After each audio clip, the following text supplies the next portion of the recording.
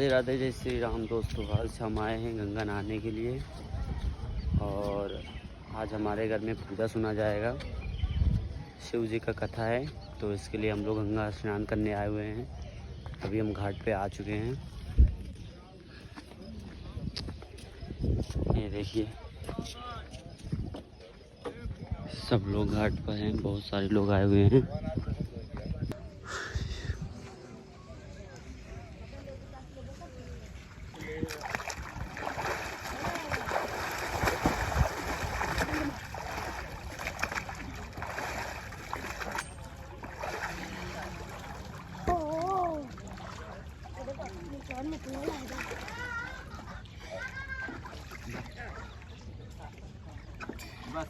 मामा मामी आए तो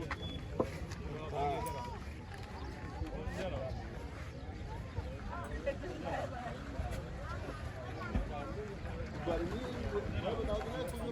इंजेक्शन करता है, दवाई गर्मी इतना है, गर्मी में दवाई खाना मामी।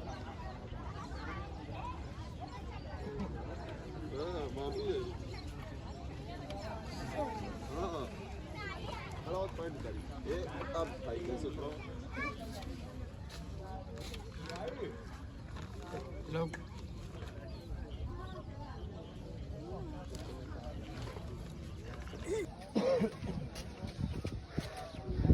हम लोग गंगा स्नान हो गया है। अब हम लोग अपने घर जाएंगे, फिर पूजा का सामान खरीदेंगे, फिर उसके बाद पंडित को बुलाएंगे, पूजा सुनेंगे। तो हम पूरा दिखाएंगे वीडियो में।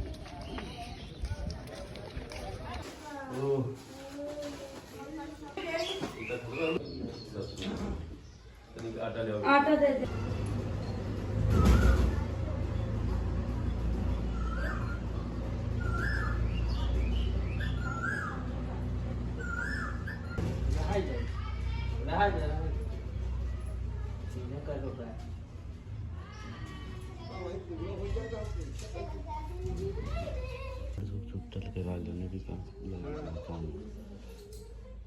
पूजा करा क्या हुआ?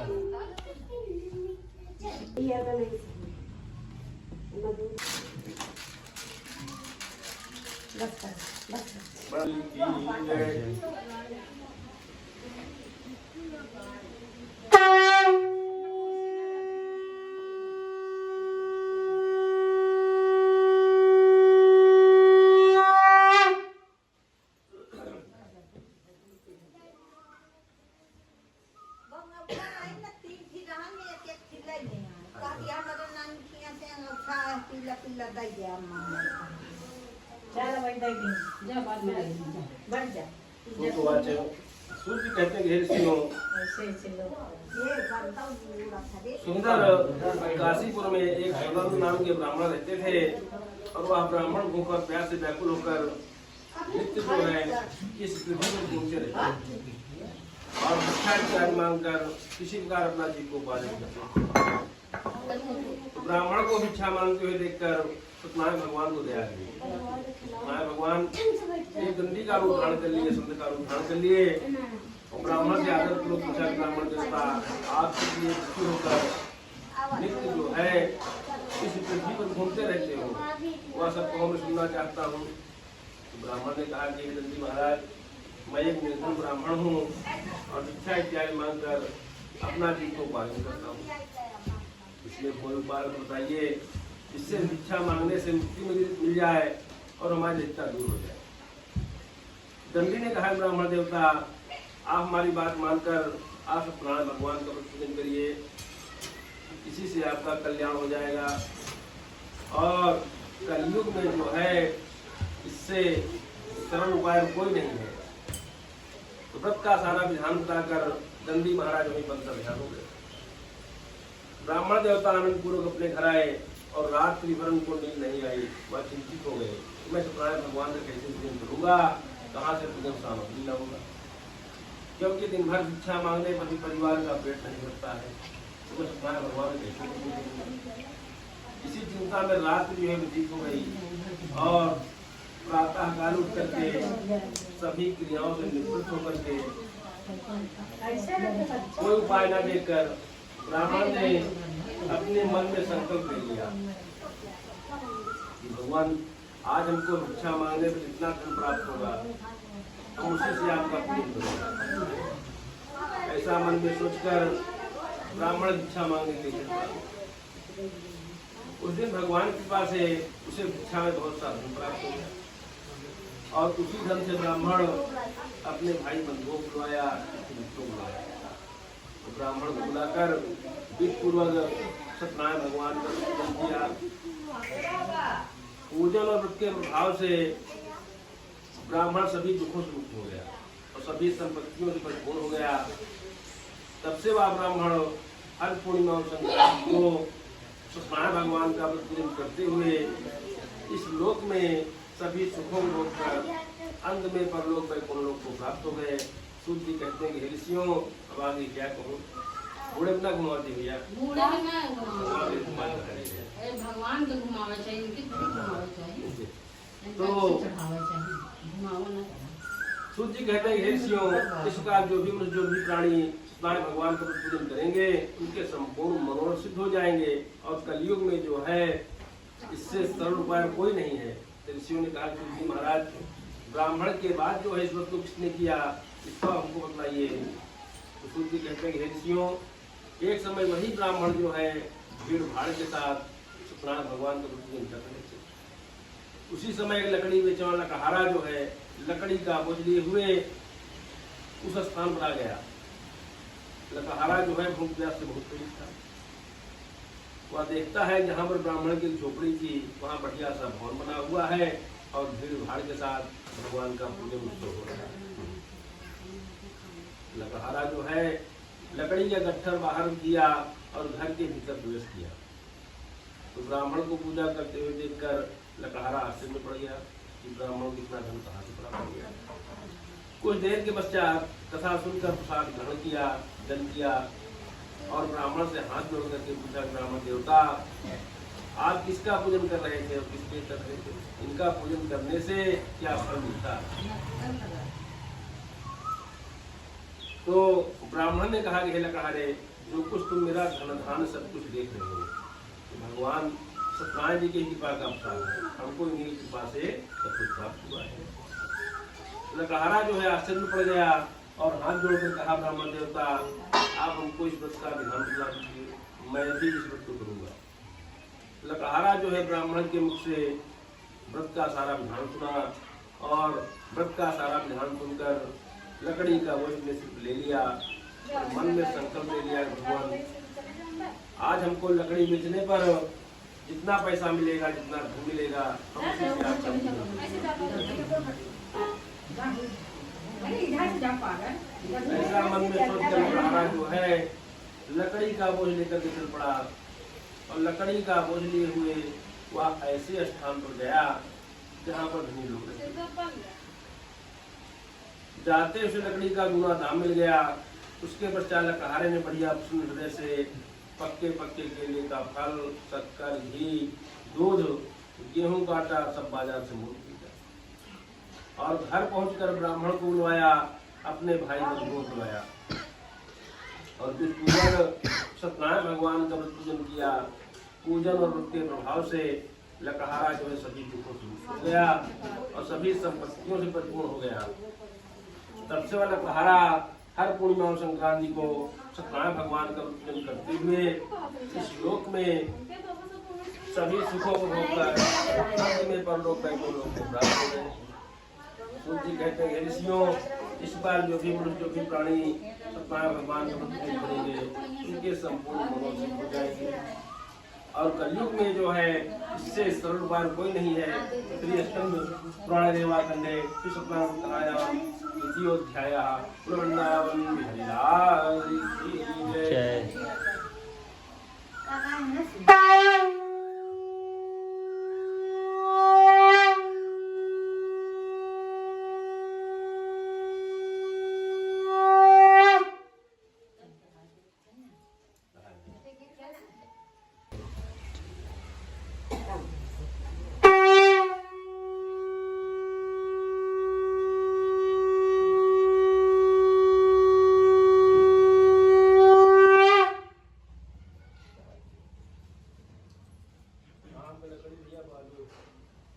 सत्यनारायण भगवान का साथ क्या के कारण हमको ऐसा प्राप्त हुआ है। ऐसा मन में सोच करके राजा फिर उसी स्थान पर जाते हैं।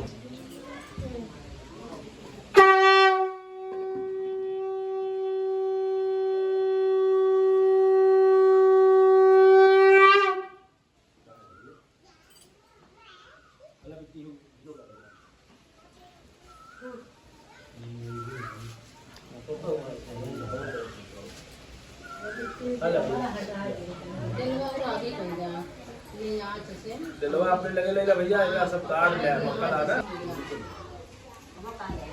तुम चवल बिरयानी नमा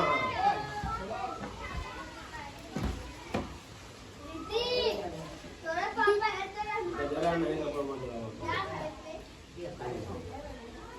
यारोली यारोली कराया वीरम जा बुलारम जा जो चंदन में उपजा विजय चिता देव का शांति तो में अग्नि नमः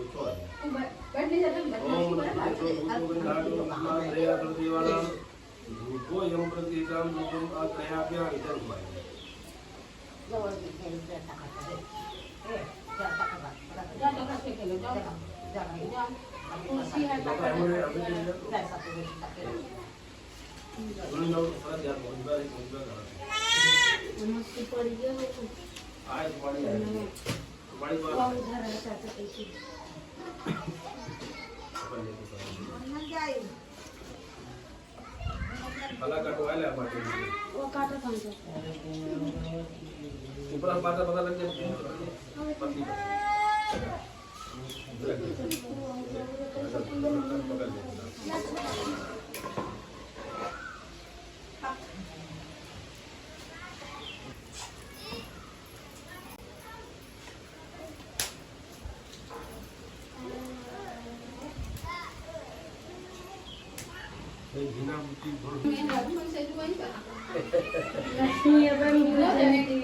प्रजापते स्वाहा स्वाहा बोले ओम भू स्वाहा ओम भुआ स्वाहा ओम पगली जाला पगली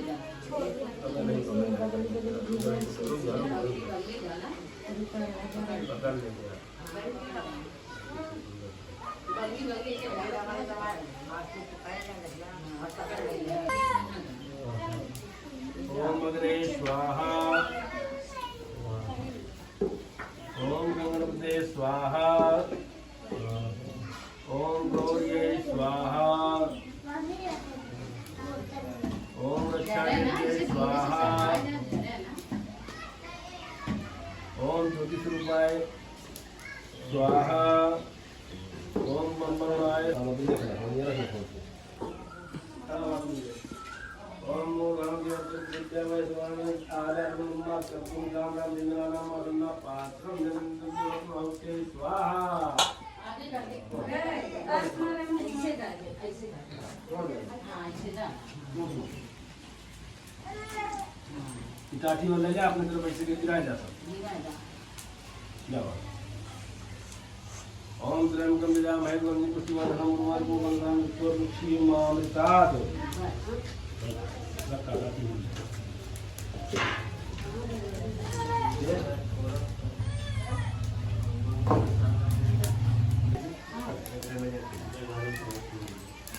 दोनों बच्ची ले आएंगे पूरा छोड़ दे अच्छा जा ये तो वही कहीं तो जो होता है ये मतलब छूटेगा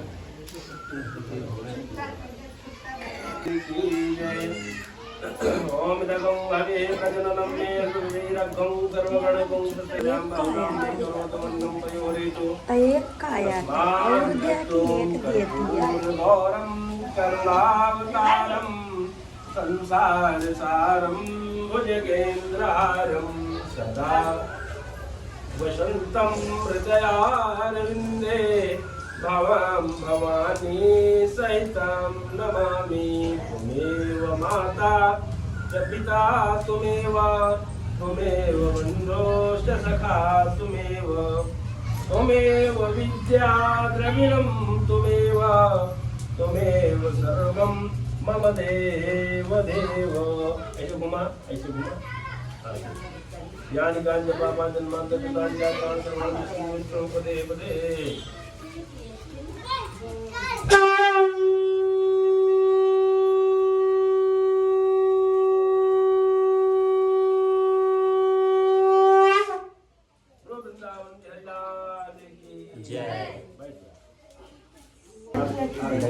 आरती लाया सूरज आरती ले हमारे पास आए अरे हमारे हमारो सामने हुए हैं। लगा जगत का हुआ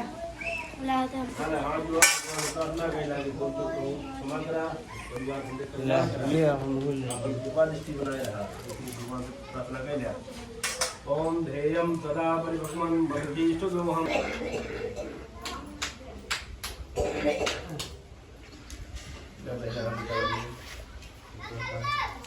उनका अलग बात है का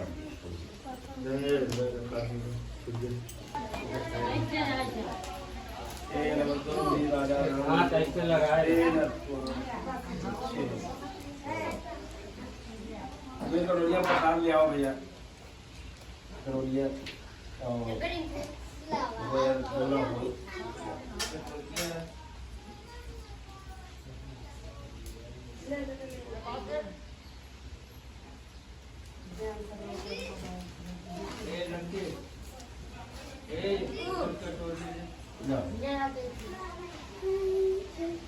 नमस्ते राजा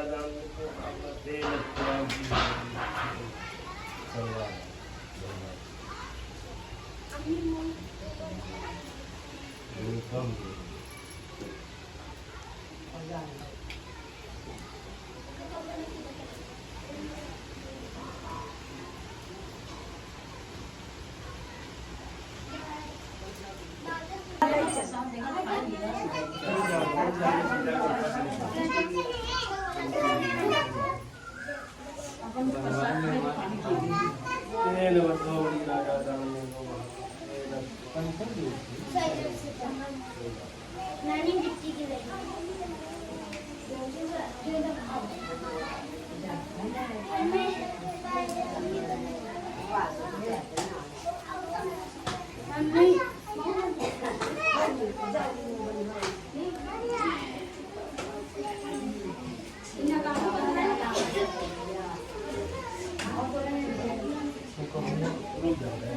घरे में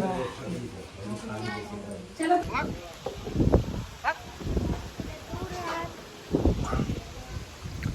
पूजा संपन्न हो तैयार है। पंडित जी की विदाई किया जा रहा है।